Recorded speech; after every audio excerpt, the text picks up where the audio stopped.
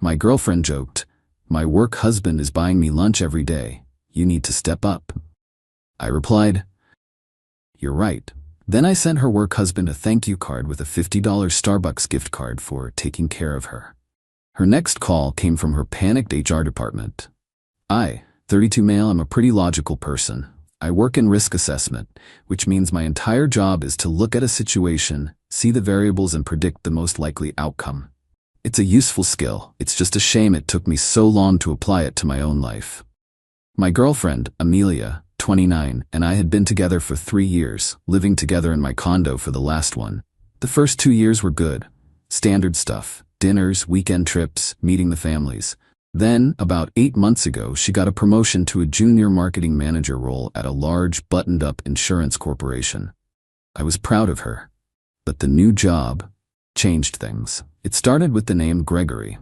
Gregory was her new boss, the senior VP of her entire division. Suddenly it was, "Gregory thinks my ideas for the new campaign are brilliant."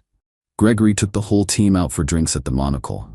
Gregory said my presentation was the best he's seen in years. I'm not an insecure guy, but the sheer volume was a lot. I'm all for having good relationships with your colleagues, but this felt different.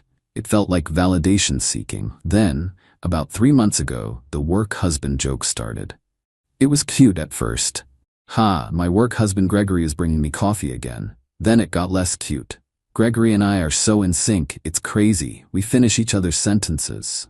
I tried to talk to her. "Babe, the work husband thing is a little weird, don't you think? He's your boss." She'd roll her eyes. "Oh, stop. Don't be one of those jealous boyfriends. It's just an office joke. It's networking."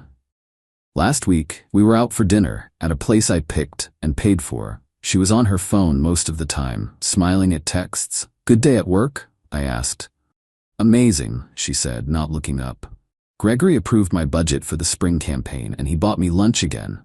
That's like the 3rd time this week. He's the best." She finally put her phone down, looked at me, and smirked. "Honestly, my work husband is buying me lunch every day. You need to step up."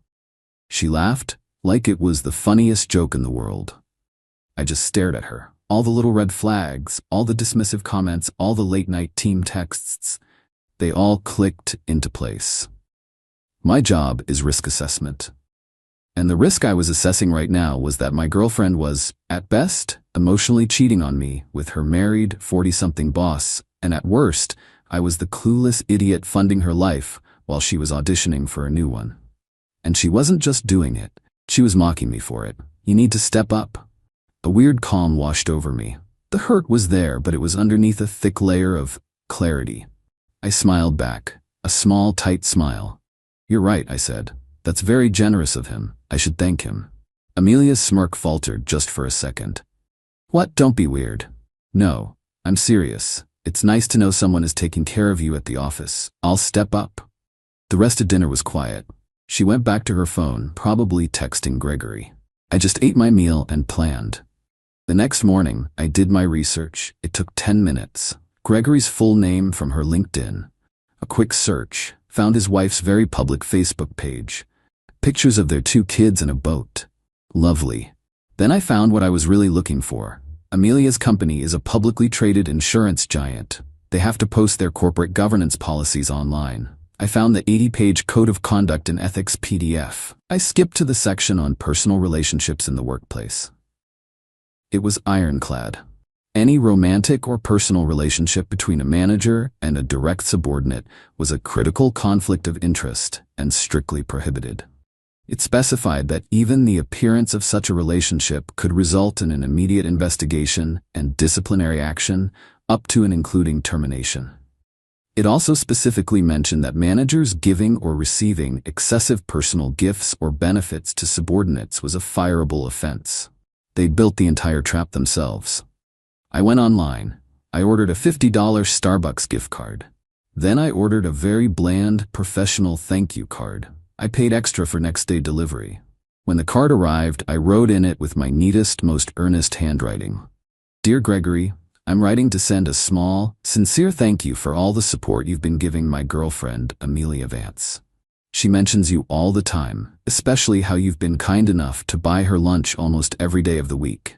In this busy world, It's just wonderful to know she has such a supportive and generous manager looking out for her. Thanks for taking such good care of her. All the best, Liam Forster, Amia's. I put the gift card inside. I addressed it to Mr. Gregory Stilton, Senior VP of Marketing, at his corporate office address. I mailed it on Tuesday. The rest of the week was normal. I was polite but distant. Amelia didn't notice. She was too busy on her phone, working. Friday, 2:30 p.m. I'm in the middle of analyzing a spreadsheet. My phone buzzes on my desk. Missed call. Amelia. My phone buzzes again. Text Amelia, call me right now. What did you do? Liam, I am not kidding. What did you do? Gregory is in a meeting with HR. They called me in. They have your card. Call me, now. I silenced my phone and put it face down on my desk. I replied, in a deep dive meeting, can't talk. What's up? I finished my workday. I drove home slowly, listening to a podcast about economic history. I felt nothing, just quiet. I got to my condo. Amelia's luxury sedan, the one I co-signed the lease for stupidly, was parked crooked in her spot. I walked in. She was standing in the living room, in her full corporate armor, but her face was pale and blotchy. She'd been crying. Liam, she shrieked, the second she saw me. What did you do? Hi, babe. Rough day? I said, taking off my jacket. Don't rough day me. I was called into an emergency meeting with HR. Our head of HR and Gregory and 2 lawyers on video call. Oh no, why? They had a card, Liam, a thank you card from you, with a gift card in it. Why would you do that? Why would you send that? I feigned confusion. I did what I said. I thanked him. You said he buys you lunch every day. I was just being polite, showing my appreciation, stepping up, like you said. You idiot, she screamed, and her composure finally cracked. You don't do that. You don't send evidence. You don't write it down. He's my manager. It's against policy. They think there's something going on between us. I just looked at her. I didn't raise my voice. Is there, Amelia? She froze. The blood drained from her face. She finally understood. This wasn't a blunder. It was a mirror. What are you talking about? Is there something going on? Because you've been networking with him for months. You've been letting him buy you things. You've been flaunting your work husband in my face and then mocking me for not measuring up. You seemed pretty proud of it. I just agreed with you. I sent a polite, professional thank you note, boyfriend to manager, thanking him for his generosity. What's the problem? Unless, of course, that generosity is something you both should have been hiding. She sputtered. You did this on purpose. You're trying to ruin my career. No, Amelia. You did this. You and Gregory. You're the ones who violated company policy. You're the ones who disrespected our relationship. I just turned the light on. I'm just a guy who sent a thank you card. What happens next is a direct consequence of your actions. She stared at me, her mind racing, trying to find a way to spin this. Liam, please, she tried, her voice changing, becoming a plea. You have to fix this. You have to call them. Call HR and tell them. Tell them you're just a clueless, overeager boyfriend. Tell them you misunderstood. Please, Liam, they've suspended me. I'm suspended, pending investigation. Suspended? I asked, raising an eyebrow. Wow, they're taking a $50 Starbucks card really seriously. Must be a very strict policy. Liam, please. No, I said. It was quiet but final. I will not be lying to a corporation's legal department for you. This investigation is between you, Gregory, and your HR department. I walked to the hall closet and pulled out her spare suitcase. I tossed it on the sofa. And since you're suspended, you'll have plenty of time to pack. I want you out. Tonight. What? You can't kick me out. Liam, I have nowhere to go. My car. You can go stay with your work husband, I said. Oh wait, he's probably busy explaining this to his actual wife right now. I guess you'll have to call your friend Zara. She just broke. A full-on, screeching, sobbing meltdown. She called me every name in the book. A monster, a sociopath, a saboteur. I just stood there. I'm going to go get a burger, I said. You have 1 hour to pack your immediate essentials. You can arrange a time to get the rest of your things later. If you're not gone when I get back, I'm calling the police to have you escorted from my property. I walked out, got in my car, and left her screaming in the middle of my living room. I didn't even look back. Update 1 week later. It's been a long week. Thanks for all the comments and DMs. It's validating. Knowing I'm not the crazy one here. So as predicted, Amelia went to her friend Zara's place. I came home an hour after I left, and she was gone, along with a suitcase and most of her expensive toiletries. She'd left a nasty note on the counter, which I just threw away. First thing Saturday morning, I called a locksmith and had the locks changed on my condo. I've been documenting everything, screenshots of her texts, a copy of the code of conduct I found, a receipt for the card. I sent it all to my friend Ben, who's a contract lawyer. He said, "This is beautiful, man. Plausible deniability all the way. She's toast." The peace and quiet lasted about 48 hours. Then the first wave of entitlement hit. Entitlement Act 1, the phone call from Daddy. Monday night, I get a call from an unknown number. I answer. "Is this Liam?" A deep, gravelly, "I own a yacht" voice. Speaking. "This is Arthur Vance, Amelia's father. Son, I think you and I need to have a chat. You've made a terrible, terrible mistake. You've put my daughter's career in jeopardy over some petty, childish jealousy." "Mr. Vance," I said, keeping my voice level. "I sent a thank you card, that's all." "Don't play coy with me," he barked. "Amelia told me everything. You're a neurotic, controlling boyfriend, and you're going to fix this. You are going to call her head of HR, a woman I know, by the way, and you are going to explain, in no uncertain terms, that you are unstable, that you misunderstood a harmless office joke, and that you apologize for wasting their time. You will clear my daughter's name." My blood ran cold. The sheer audacity. He wanted me to lie and tank my own reputation to save his daughter, who was, well, you know. "Mr. Vance, with all due respect, no, I will not be doing that. I won't be lying to a corporation's HR department to cover for your daughter's behavior. If a simple thank you card can detonate her entire career, then the problem isn't the card. The problem is what she was doing to deserve it. I'm sorry for her situation, but I will not be perjuring myself for her. Goodbye." I hung up before he could respond. He called back twice. I didn't answer. Entitlement Act 2, the enabler. The next day, the texts from Zara started, a whole wall of them. "Zara, Liam, you are an actual monster. Amelia is destroyed. She hasn't stopped crying. She's on the verge of a breakdown. She could lose everything. All because your fragile little ego couldn't handle her being successful. She's a star and you're a nobody and you couldn't stand it. And now she's going to lose her car. Her payment is due in 3 days and she can't afford it because you got her suspended. She's going to be homeless and carless. I hope you're happy." I read that last text and my stomach dropped. Her car. The silver luxury sedan. The one I co-signed the lease for. When we got it a year ago, her credit was shot, but she needed it for her image. I was stupid and in love, so I co-signed. I'm the primary on the lease. If she misses a payment, it hits my credit. Hard. She'd been making the payments from her account, but I knew I'd been transferring her an extra $300 per month for utilities that I'm pretty sure was just covering the difference. I called Ben immediately. "Ben, I'm an idiot. I co-signed the lease." He sighed. "Okay. That's not good, Liam, but it's manageable. You're on the hook for the money, but we can't let her keep possession of an asset you're financially responsible for, especially when she's unemployed and hostile." This wasn't even revenge. This was financial self-preservation. I called the leasing company. I explained the situation calmly. "I am the primary leaseholder. The co-signer, who has possession of the vehicle, has just been suspended from her job, has vacated my residence, and has informed me she cannot make the upcoming payment. I am no longer comfortable with her having the vehicle, as she is a high risk of default and damage."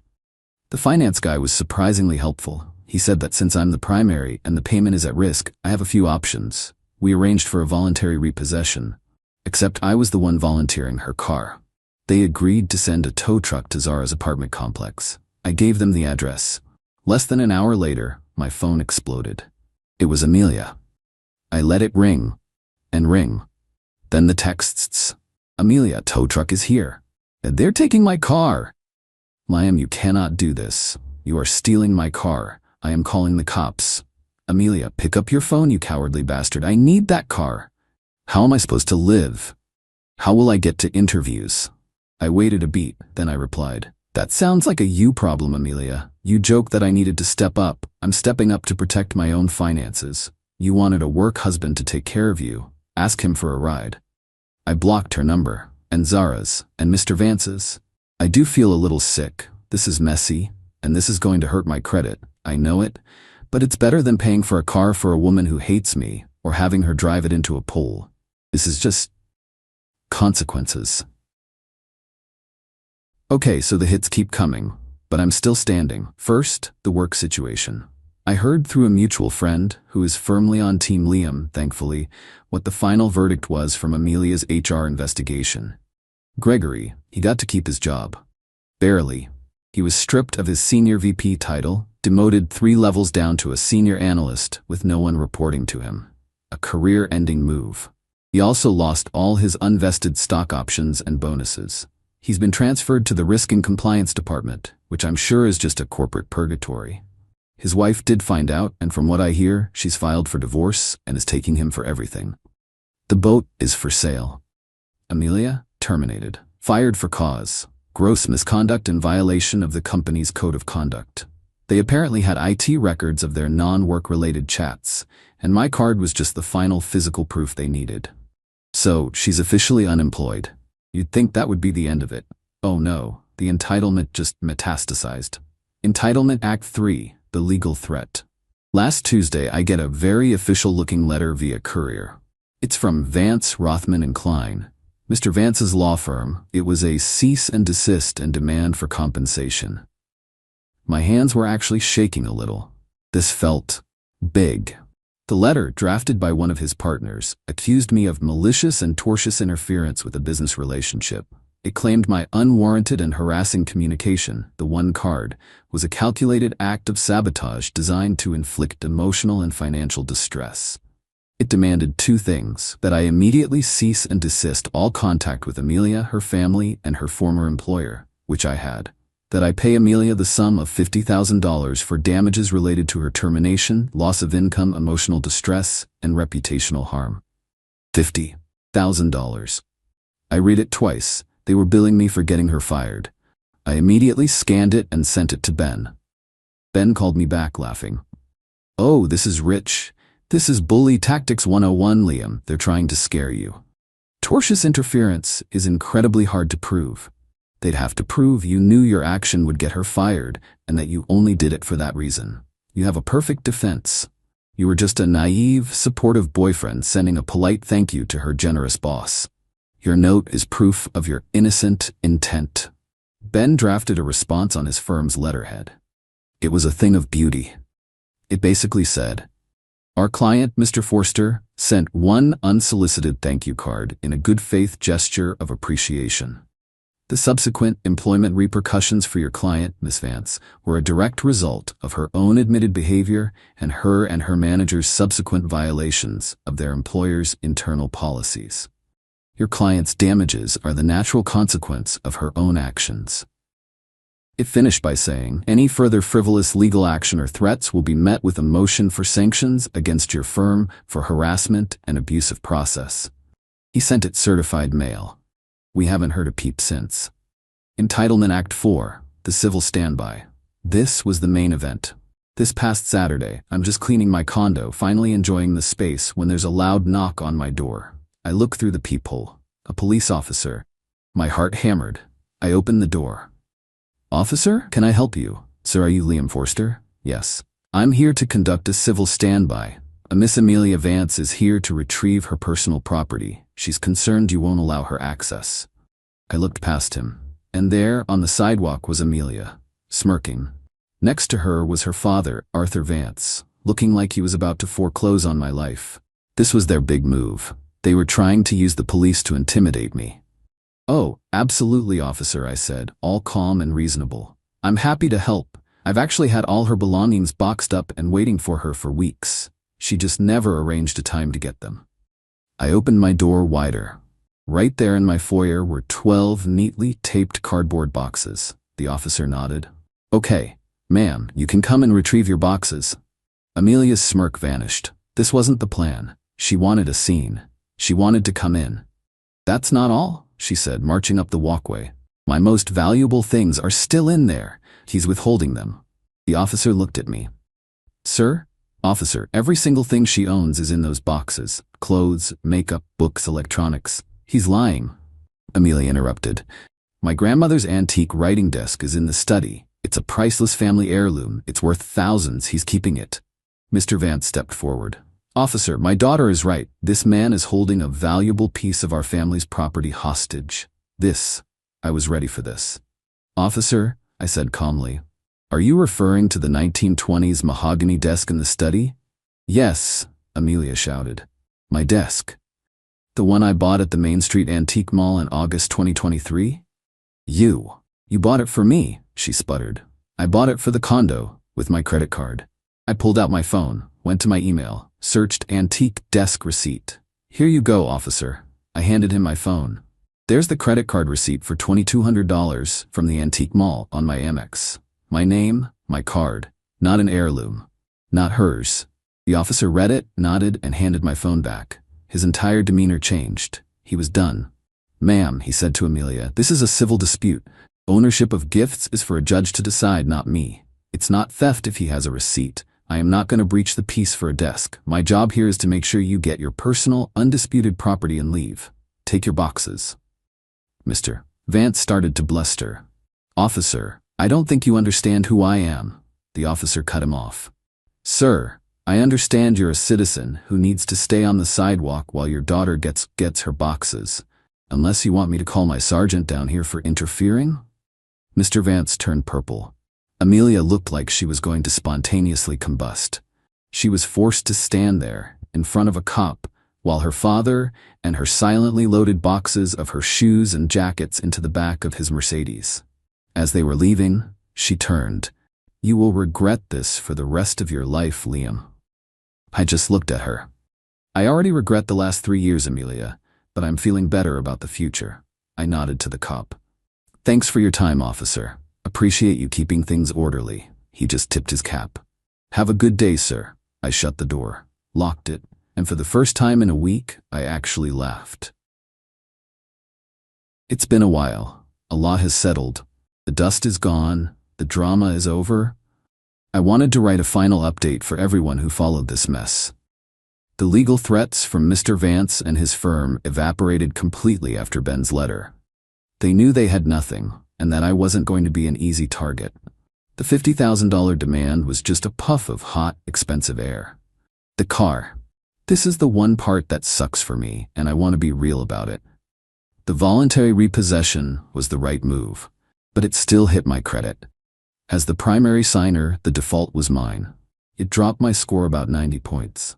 I'm in a credit repair battle now, disputing it, providing all the documentation that I was not in possession of the vehicle, and the co-signer defaulted. Ben says it's a long, annoying fight, but one I'll eventually win. It's a realistic consequence. I co-signed, I paid a price, it was the cost of extraction, and frankly, worth it. It's just money, and it's just a number. What about them?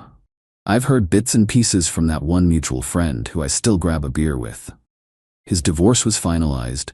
His wife took him to the cleaners.